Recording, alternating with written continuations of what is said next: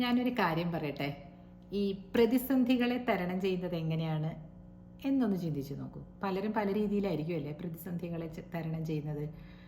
ചിലപ്പോൾ ചിരിച്ചുകൊണ്ടായിരിക്കും, ചിലപ്പോൾ കരഞ്ഞുകൊണ്ടായിരിക്കും, ചിലപ്പോൾ ഒരു മരവിച്ച അവസ്ഥയിലായിരിക്കും അല്ലേ.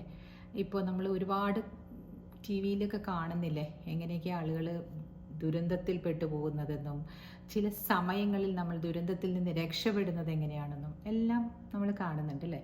അപ്പോൾ എനിക്ക് ഈ സോഷ്യൽ മീഡിയയിൽ വന്നതുകൊണ്ട് ഞാൻ കുറച്ച് നാളായിട്ട് ഇതിൽ മിക്കവാറും തന്നെ ദിവസങ്ങളിൽ ഞാൻ വീഡിയോസ് അപ്ലോഡ് ചെയ്യാറുണ്ട്. അപ്പോൾ കുറച്ച് നാളായിട്ട് ഞാൻ ഇൻസ്റ്റഗ്രാമിലൊക്കെ കുടുങ്ങിപ്പോയി. ഇതിൽ വന്ന് എനിക്ക് അപ്ലോഡ് ചെയ്യാനും സംസാരിക്കാനും ഉള്ളൊരു സമയം കിട്ടുന്നില്ല. ഞാൻ ചിന്തിച്ചു എന്താണ് ഞാൻ ഒരു ഒരു ഒരു മന്ദത പോലെ എനിക്ക് തോന്നിയതെന്ന്. കാരണമുണ്ട്. ഞാൻ അതിനകത്തൊരു ടോപ്പിക് ഇട്ടു. ഇത് കേൾക്കുന്നവർ ഫുൾ കേട്ടിട്ട് വേണം കേട്ടോ അതിനെ പറ്റിയിട്ട് അഭിപ്രായം പറയാൻ. അതിൽ ഞാൻ ഇട്ട ടോപ്പിക് എന്താണെന്ന് വെച്ചാൽ, വിവാഹം കഴിക്കാൻ എന്തുകൊണ്ടാണ് പെൺകുട്ടികൾ വിമുഖത കാണിക്കുന്നത്. ഞാൻ ഇതിൽ പല എപ്പിസോഡ്സിലും മുമ്പുള്ള എൻ്റെ ടോക്സിൽ ഞാൻ പറഞ്ഞിട്ടുണ്ട്. പെൺകുട്ടികൾക്ക് ഈയിടെയായിട്ട് ഒരു വിമുഖതയാണ് അല്ലേ വിവാഹം കഴിക്കാനായിട്ട്.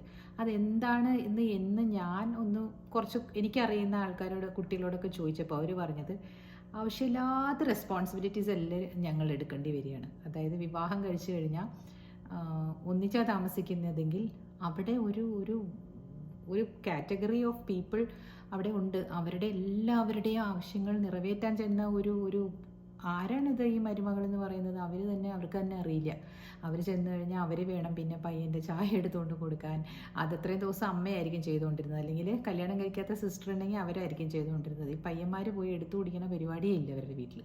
അപ്പോൾ എന്ത് ചെയ്യും, ഇത് ഇങ്ങോട്ടേക്ക് ഈ മകളിലേക്ക് ട്രാൻസ്ഫർ ചെയ്യണം. അപ്പോൾ അതൊക്കെ ചെയ്യാനും പിന്നെ ഈ പറഞ്ഞ പോലെ അത് കഴിഞ്ഞ് ആ കുട്ടിക്ക് ഓഫീസിൽ പോകണം, അതിൻ്റെ ചെറിയ ജോലിയിൽ നിന്ന് വലുതാവേണ്ട ആവശ്യങ്ങളുണ്ട്. അപ്പോൾ ഇതെല്ലാം കൊണ്ടും അവർക്ക് ബുദ്ധിമുട്ടാണ്. എല്ലാം കൂടി നമ്മളിങ്ങനെ കൈകാര്യം ചെയ്യും. ദൈവമേ, അങ്ങനെ ഒരു തോന്നൽ വന്നതുകൊണ്ടായിരിക്കാം എന്ന് ഞാൻ പറഞ്ഞു. മനസ്സിലായി. ഒരുപാട് ഈ വിവാഹത്തിൻ്റെതായ ഒരു റെസ്പോൺസിബിലിറ്റീസ് അധികമാണെന്ന് തോന്നിപ്പോകുന്നുണ്ട് കുട്ടികൾക്ക്, പെൺകുട്ടികൾക്ക് എസ്പെഷ്യലി. ആൺകുട്ടികൾക്ക് ഇതുകൊണ്ട് നഷ്ടമൊന്നുമില്ല. വേണമെങ്കിൽ വേണം, വേണ്ടെങ്കിൽ വേണ്ട. കാരണം ആൺകുട്ടികളുടേതായിട്ടുള്ള ചിന്തകളിൽ അവർക്ക് എല്ലാം ഈസിലി അവൈലബിൾ ആയിട്ട് വരുന്നുണ്ടാവും ചില സ്ഥലങ്ങളിൽ. പക്ഷെ അവർക്ക് ജോലി, വിദ്യാഭ്യാസം, ഇതിൻ്റെ ടെൻഷൻസ് ഭയങ്കരമായിരിക്കും അല്ലേ. പെൺകുട്ടികൾക്ക് അത്ര ഇല്ല എന്നാണ് ഞാൻ മനസ്സിലാക്കിയിരിക്കുന്നത്. പിന്നെ അവരെല്ലാവരും പെൺകുട്ടികൾ എന്ന് പറഞ്ഞാൽ അവർ മിക്കവാറും തന്നെ പഠിക്കാതെ ഉഴപ്പി നടന്നാൽ എന്താ അവർക്ക് ചെയ്യേണ്ടതെന്ന് അവർക്കറിയാം. അതായത് ഇപ്പോൾ ഒരു ബ്യൂട്ടീഷ്യൻ കോഴ്സൊക്കെ ചെയ്താലും അവർ നേടിപ്പോകും. They will do something or the other and then bring the life into ഒരു വൈബ്രൻസിയിലേക്ക് കൊണ്ടുവരല്ലേ പെൺകുട്ടികൾ. എനിക്ക് അങ്ങനെയാണ് തോന്നുന്നത്. ആൺപിള്ളേർ ജോലി കിട്ടിയില്ല, പഠിത്തം കഴിഞ്ഞിട്ട് സമ്പാദിക്കാൻ പറ്റിയില്ല എന്നൊക്കെ കാണുമ്പോൾ അവർക്ക് ഭയങ്കര വിഷമാണ്. അവർ വിചാരിക്കുന്നത് എന്താണെന്ന് വെച്ചാൽ, ഇല്ല ഞങ്ങൾ സക്സസ്ഫുൾ ആയിട്ടില്ല, അങ്ങനെ ഞങ്ങൾക്ക് എന്തോ കുഴപ്പമുണ്ട്, അങ്ങനെ വിചാരിച്ച് അവർ പിന്നെ ഡൗൺ ആകാൻ തുടങ്ങും. ഇവർ അങ്ങനെയല്ല. ഇവർ അച്ഛൻ്റെയും അമ്മയുടെയും സംരക്ഷണയിൽ അങ്ങനെയേ കഴിഞ്ഞുവിടും. ആൺകുട്ടികൾ അങ്ങനെ ഇരിക്കാൻ ഈ കുറച്ച് ഒരു ടൈപ്പ് പേരൻസ് ഉണ്ടല്ലോ, ആൺകുട്ടികൾ അങ്ങനെ ഇരുന്ന് പോയിട്ടുണ്ടെങ്കിൽ നീ എന്താ വിചാരിച്ചേക്കണേന്ന് പറഞ്ഞ് തുടങ്ങും ഇല്ലേ. അപ്പം രണ്ടു കൂട്ടർക്കും അവരുടേതായ പ്രശ്നങ്ങളുണ്ട്. ഈ വിവാഹം എന്ന് പറയുന്ന കാര്യം എടുത്ത് തലയിൽ വെക്കാൻ രണ്ടു പേർക്കും ബുദ്ധിമുട്ടുകളുണ്ട് ഇല്ലേ. ആൺകുട്ടികൾക്കുണ്ട് പെൺകുട്ടികൾക്കുണ്ട്. അതാ ഞാൻ പറഞ്ഞു വരുന്നത്. അപ്പോൾ ആൺകുട്ടിയെ മാറ്റി നിർത്തിയിട്ടാണ് ഞാൻ അതിനകത്ത് പറഞ്ഞത്. കാരണം പെൺകുട്ടികൾ എന്തുകൊണ്ട് വിമുഖത കാണിക്കുന്നു. എന്നിട്ട് ഞാൻ പറഞ്ഞു, ഒരു 10-40 വയസ്സൊക്കെ ആകുമ്പോൾ ഒരു കമ്പാനിയൻ വേണമല്ലോ എന്ന് തോന്നിപ്പോയാൽ എന്ത് ചെയ്യും. അപ്പോൾ ഒന്ന് കല്യാണം കഴിച്ചേക്കുന്നേ, നല്ലതല്ലേ എന്ന് ചോദിച്ചു. അതിൻ്റെ അടിയിൽ വന്ന ആൻസേഴ്സ് കണ്ടു കഴിഞ്ഞാൽ നമ്മളുടെ ഈ തലമുറയിലുള്ളവർ ഞെട്ടുന്ന ആൻസേഴ്സാണ്. അത് ചായ കുടിക്കാൻ ആരും ചായക്കട വാങ്ങിക്കാറില്ല. പെൺകുട്ടികൾ പറയണതാണ് കേട്ടോ.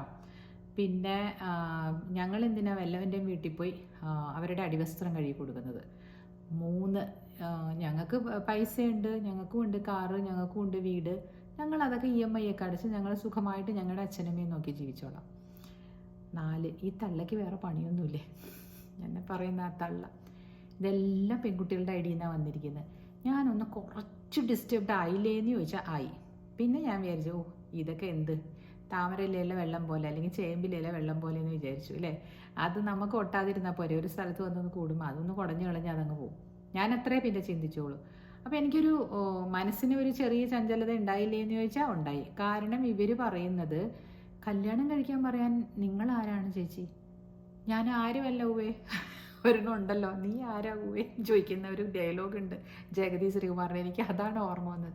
ഞാൻ ജസ്റ്റ് ഇതിലൂടെ നിങ്ങൾക്ക് മുമ്പേ നടന്നു പോയ ഒരാൾ എന്ന നിലയിൽ തിരിഞ്ഞു നോക്കുമ്പോൾ കുറച്ച് പേര് എൻ്റെ പുറകെ വരികയാണെങ്കിൽ നന്നായിരിക്കുമല്ലോ. ഞാൻ അനുഭവിച്ചതൊക്കെ ഒന്ന് പറഞ്ഞു കൊടുത്തു കഴിഞ്ഞാൽ അവർക്ക് റെക്ടിഫൈ ചെയ്ത് മനസ്സിലാക്കാമല്ലോ. ഒന്നടുത്ത് മുള്ളുണ്ട്, അതുകൊണ്ട് ആ മുള്ളിൽ ചവിട്ടാതെ വാന്നൊന്ന് പറഞ്ഞു കൊടുക്കാമെന്നേ ഞാൻ വിചാരിച്ചോളൂ.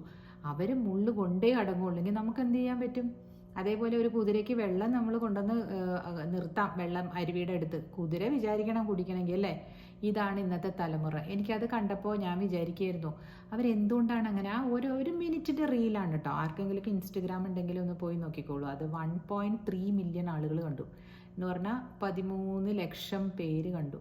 ആ 13 ലക്ഷം പേരിൽ പോട്ടെ വീണ്ടും പ്ലേ ആയിട്ടുണ്ടാവും, എന്നാലും പോട്ടെ 10 ലക്ഷം പേര് കണ്ടിട്ടുണ്ടത്.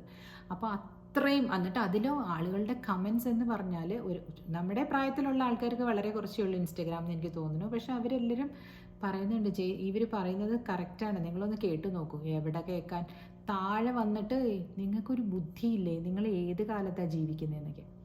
അപ്പോൾ ഇവിടെ എനിക്ക് പറയാനുള്ളത് മാരേജിൻ്റെ പ്രസക്തി എന്താണെന്ന് എനിക്കൊന്ന് പറയണം തോന്നി. നിങ്ങൾക്ക് എല്ലാവർക്കും അറിയുന്ന കാര്യങ്ങളല്ലേ. കല്യാണം കഴിച്ചതുകൊണ്ട് കുഴപ്പങ്ങൾ ഉണ്ടാകാം, ഉണ്ടാകാതിരിക്കാം, ഇങ്ങനെയല്ലേ? മൂന്നും വരത്തില്ലേ? ചിലപ്പോൾ നല്ല കാര്യങ്ങളല്ലേ നടക്കുന്ന വിവാഹത്തിൽ. ഒരു പകുതിയിൽ എപ്പോഴെങ്കിലും ഒരു നല്ലത് നടന്നില്ലെങ്കിൽ പോലും മക്കളുണ്ടായി കഴിയുമ്പോൾ നമ്മൾ അതിനകത്തേക്ക് അങ്ങോട്ട് ആകുകയാണല്ലേ. അപ്പോൾ എല്ലാവരും പറയും, ഓ ദൈവമേ, ഇത് കഴിക്കണ്ടായിരുന്നു എന്ന് പലർക്കും തോന്നിപ്പോയിട്ടുണ്ടെന്ന് പറയുന്നു. പക്ഷേ കഴിച്ചില്ലായിരുന്നെങ്കിൽ എന്താവുമായിരുന്നു സ്ഥിതി? എൻ്റെ സ്ഥിതി ഞാൻ തുറന്നു പറയാണ്. എൻ്റെ അച്ഛനും അമ്മയും ഒരു പെട്രിയാർക്കൽ മൈൻഡ് സെറ്റുള്ള ആൾക്കാരാണ്. അതിപ്പോൾ തുറന്നു പറയുന്നതുകൊണ്ട് എനിക്ക് കുഴപ്പമൊന്നുമില്ല. ഒരു പെൺകുട്ടിയെ കല്യാണം കഴിപ്പിക്കാതെ അവിടെ നിർത്തിക്കഴിഞ്ഞാൽ തങ്ങളുടെ മകന് അതൊരു ഭാരമാകില്ലേ എന്ന് ചിന്തിക്കുന്ന ആളുകൾ തന്നെയായിരുന്നു അവർ. പിന്നെ രണ്ടാമത്തെ ഒരു ചിന്ത എന്താണെന്ന് വെച്ചാൽ, എൻ്റെ ബ്രദറിനുള്ളതാണ് അവരുടെ എന്താ പറയണേ, അവർക്കുള്ള സ്വത്തൊക്കെ ബ്രദറിനുള്ളതാണ്. അപ്പം മകളെ വിവാഹം കഴിപ്പിച്ചയക്കുക എന്നുള്ളൊരു കടമയുണ്ട്. ആ കടമ തീർക്കണം എന്നാണ് അന്നത്തെ കാലത്ത് ഏതൊരു അച്ഛനും അമ്മയും പോലെ എൻ്റെ അച്ഛനും അമ്മയും ആഗ്രഹിച്ചിട്ടുള്ളത്. പിന്നെ പഠിപ്പിച്ചു. ഞാനാണെങ്കിൽ ഇങ്ങനെ എനിക്ക് പഠിക്കാൻ വളരെ താല്പര്യമുള്ള ഒരു വ്യക്തിയാണ്. പഠിക്കാൻ എന്ന് പറഞ്ഞാൽ സോഷ്യലി അറിയാവുന്ന കാര്യങ്ങളെല്ലാം ഞാൻ മനസ്സിലാക്കും. അങ്ങനെയാണ് എൻ്റെ ഒരു സ്വഭാവം. അപ്പോൾ ഇങ്ങനെയുള്ള ആ സ്വഭാവത്തിൽ വളർന്ന ഞാൻ അവിടെ ഒരു ഉൾക്കൊള്ളാൻ പറ്റത്തില്ല എന്നെ. അതായത് ആ ഒരു ഞാൻ എപ്പോഴും അവിടെ ചടഞ്ഞുകൂടി ഇരിക്കണം എന്നില്ല, അല്ലേ? ഞാൻ വക്കീൽ പഠിച്ച് അവിടെ തന്നെ പോയി പ്രാക്ടീസ് ചെയ്ത് പിന്നെ അതിൻ്റേതായ ഓരോ കാര്യങ്ങളും തിരക്കുകളും എൻ്റെ അച്ഛനും അമ്മയുടെയും കൂടെയായിരിക്കും വരുന്നത്. അതിന് ആ സമയങ്ങളിൽ അവർക്ക് താല്പര്യം ഉണ്ടായിരുന്നില്ല. എൻ്റെ അച്ഛനും അമ്മയ്ക്കും താല്പര്യമില്ല. അങ്ങനെ പെൺകുട്ടികൾ കല്യാണം കഴിക്കാതിരിക്കുന്നതൊക്കെ തെറ്റാണെന്ന് അവരിന്നും പറയുള്ളൂ. അത് അവരുടെ കാഴ്ചപ്പാട്. അത് അവരുടെ കാഴ്ചപ്പാട് തെറ്റാണെന്ന് പറയാനും ഞാൻ ആളല്ല. ചെയ്യാൻ പറ്റുന്നത് നമുക്കെന്ത് പറ്റും? As A human being, as an individual നമുക്ക് എന്ത് ചെയ്യാൻ പറ്റും? എനിക്ക് ചെയ്യാൻ പറ്റിയത്, ആ സമയത്ത് ചെയ്യാൻ പറ്റിയത്, എന്നെ ഉൾക്കൊള്ളാൻ പറ്റുന്ന ഒരു പുരുഷനാണെന്ന് എനിക്ക് തോന്നിയ ഒരാളെ ഞാൻ വിവാഹം കഴിച്ച് ഞാൻ പുറത്തേക്ക് കടന്നപ്പോൾ എനിക്ക് കിട്ടിയ ലൈഫ്. ഇപ്പോൾ കൈ പിടിച്ച് കൊണ്ടുപോകാൻ ഒരാളില്ലെങ്കിൽ നമുക്കൊരു ധൈര്യം ഉണ്ടാവില്ല അന്നത്തെ കാലത്ത്. ഇന്നെങ്ങനെയാണെന്ന് വെച്ചാൽ തന്നെത്താൻ എല്ലാം ചെയ്യാനുള്ള ധൈര്യമാണല്ലോ. അതുകൊണ്ടായിരിക്കും കുട്ടികൾ അങ്ങനെ പറയണത്. പക്ഷേ എന്നെങ്കിലും ഒരു തരുണത്തിൽ അങ്ങനെ ഒരാൾ വേണമെന്ന് തോന്നിയാൽ എന്ത് ചെയ്യും എന്ന് ചോദിച്ചപ്പോൾ അവർ പറയുന്നത്, അത് ഞങ്ങൾക്ക് ഇഷ്ടംപോലെ ഫ്രണ്ട്സ് ഉണ്ട്. എല്ലാ ഫ്രണ്ട്സും ഇങ്ങനെ കല്യാണം കഴിക്കാതിരുന്നാൽ, അതായത് ബോയ്സ് ആയിക്കോട്ടെ ഗേൾസ് ആയിക്കോട്ടെ, കല്യാണം കഴിക്കാതിരുന്നാൽ നമ്മുടെ അടുത്ത ജനറേഷൻ, നമ്മളിപ്പോൾ നമ്മളെയൊക്കെ എന്തോ ബൂമർ എന്നൊക്കെ പറയുന്നുണ്ട്. അത് 64-ന് മുമ്പേ ജനിച്ചവരെ ബൂമർ എന്ന് പറയും. അത് കഴിഞ്ഞാൽ ജെൻ എക്സ് എന്ന് പറയും. അതിലാണ് നമ്മളൊക്കെ പെടുക. അത് കഴിഞ്ഞാൽ വരുന്ന കാറ്റഗറിയാണ് എന്തായിരുന്നു അതിന് പറയണേ, ജെൻ സി. പിന്നത്തെ കാറ്റഗറിയാണ് മില്ലിയനൽസ്. ഇപ്പം നമ്മുടെയൊക്കെ മില്ലിയനൽസിൻ്റെ ഇതെന്ന് പറഞ്ഞാൽ 12 വയസ്സ് വരെയുള്ള കുട്ടികളെ ഇപ്പം എടുക്കാൻ പറ്റുള്ളൂ. കാരണം എന്താണെന്ന് വെച്ചാലില്ലേ, മില്ലിയനൽ ഇതിൽ വന്നേക്കുന്ന ആൾക്കാർ ഇപ്പോൾ അത്രയും മൊത്തം അങ്ങോട്ട് അഡൾട്ട് ആയിട്ടില്ല, അങ്ങനെ ആയിട്ടുണ്ട്. അപ്പോൾ ഇവരുടെ എല്ലാം എന്നാൽ അവർ അഡൾട്ട്, കുറേ പേര് അഡൾട്ടും ആയിട്ടുണ്ട്. 18 വയസ്സ് കഴിഞ്ഞവരും ഉണ്ടാവും അതിനകത്ത്. ഇങ്ങനെ കുറേ ഈ 4 കാറ്റഗറിയിൽ പെട്ടവർ 4 തരത്തിലാണ് ചിന്തിക്കുന്നത്. അതിന് ജനറേഷൻ ഗ്യാപ്പ് എന്ന് പറയാം. പക്ഷേ ഇതിനകത്തും ഒരു കസ്പ് ഉണ്ടാവും. എന്നെപ്പോലെയുള്ളവർ, എൻ്റെ മകളുടെ ഒരു വീക്ഷണമാണ് ഞാൻ എപ്പോഴും അഡോപ്റ്റ് ചെയ്യാൻ ശ്രമിക്കാറ്. എന്നാൽ എല്ലാം എനിക്കത് ഇഷ്ടപ്പെടണമെന്നില്ല, പക്ഷെ ഞാൻ മനസ്സിലാക്കും ഇതാണ് ഇന്നത്തെ ജനറേഷൻ്റെ ആവശ്യം. ഇപ്പോൾ ഈ യൂട്യൂബ് അല്ലെങ്കിൽ ഇൻസ്റ്റഗ്രാം ഇതൊക്കെ അധികവും ഇപ്പം ഈ പറയുന്ന ജെൻ സി ആണ് ഉപയോഗിക്കുന്നത്. ഞാൻ പറഞ്ഞില്ല ജെൻ എക്സ് ആണ്. ഇപ്പോൾ ജെൻ എക്സിലുള്ളവർ ഇത് ഉപയോഗിക്കുമ്പോൾ ഇതിനകത്ത് വന്നിരുന്ന് കാണുന്ന കാഴ്ചകളിനോട് നമ്മൾ പ്രതികരിക്കുമ്പോൾ അവർക്കത് എടുക്കാൻ പറ്റുന്നില്ല.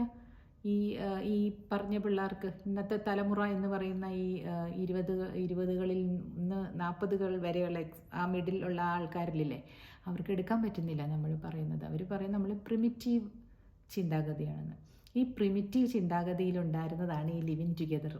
അവർക്ക് മനസ്സിലാവണില്ല. അല്ലെങ്കിൽ ആരുടെ കൂടെ വേണമെങ്കിലും ഒരു ഗ്രൂപ്പായിട്ട്, ഒരു ക്ലാനായിട്ടല്ലേ പണ്ടൊക്കെ നൊമാഡ്സ്, ഇങ്ങനെ നൊമാഡിക്കലായിട്ട് പോകുന്ന ആൾക്കാരില്ലേ, ഇവിടെ പോയിട്ട് ഇവിടെ സഞ്ചി വെച്ച് അവിടെ താമസിക്കുക, പിന്നെ അടുത്ത സ്ഥലത്ത് പോവുക, അങ്ങനെ പോവില്ലേ.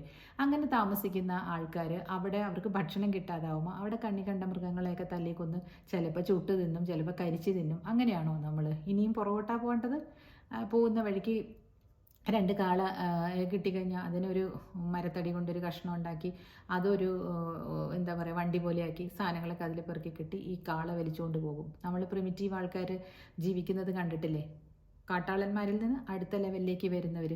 അതുപോലെയാണോ നമ്മൾ ഇനിയും പുറകോട്ട് നടക്കണോ? ഞാൻ അതിനൊരു പേരിട്ട് തന്നെന്നറിയോ? പ്രോഗ്രസീവ് റിഗ്രഷൻ എന്ന് പറഞ്ഞാൽ പോകെ പഴയതാണ് നല്ലതെന്ന് നമ്മൾ പറയുന്നില്ല. അതേപോലെ പണ്ടത്തെ കാലത്തിൽ ആരുടെ കൂടെ വേണമെങ്കിലും രമിക്കാം, ആരുടെ മക്കളെ വേണമെങ്കിലും പ്രസവിക്കാം എന്ന് പറഞ്ഞൊരു ക്ലാൻസ് ഉണ്ടായിരുന്നു പണ്ട്. അന്ന് എങ്ങനെയാണെന്ന് വെച്ചാൽ ആളുകൾ കൂട്ടം കൂടി താമസിക്കാൻ തുടങ്ങിക്കഴിഞ്ഞപ്പോൾ ഒരു സ്ത്രീയെ ആർക്ക് വേണമെങ്കിലും പ്രാപിക്കാം. എവൻ വേണമെങ്കിലും ചെല്ലും അവരുടെ അടുത്ത്. അവർ കൈ നീട്ടി സ്വീകരിക്കുന്ന ആൾ എപ്പോഴും ആരാണ് അവർക്കൊരു കുഞ്ഞിനെ കൊടുക്കാമെന്ന് അറിയാൻ പറ്റില്ല. പിതൃത്വം ഇല്ലാത്ത കുഞ്ഞുങ്ങളായിരുന്നു അന്ന്. ഇതൊക്കെ കണ്ടു കഴിഞ്ഞപ്പോഴാണ് കുറച്ച് ചിന്തകന്മാരും ചർച്ചും ഒക്കെയാണ് ഇതിനകത്ത് മുൻകൈ എടുത്തിട്ട് ഇതിനൊക്കെ ഒരു കൺട്രോൾ വേണ്ടേ. അല്ലെങ്കിൽ നാളെ ഇതേപോലെ തന്നെയായിരിക്കും. ഒരുപാട് ഡിഫോമിറ്റീസ് ഉള്ള കുട്ടികളൊക്കെ ഉണ്ടാവാൻ തുടങ്ങൂലേ.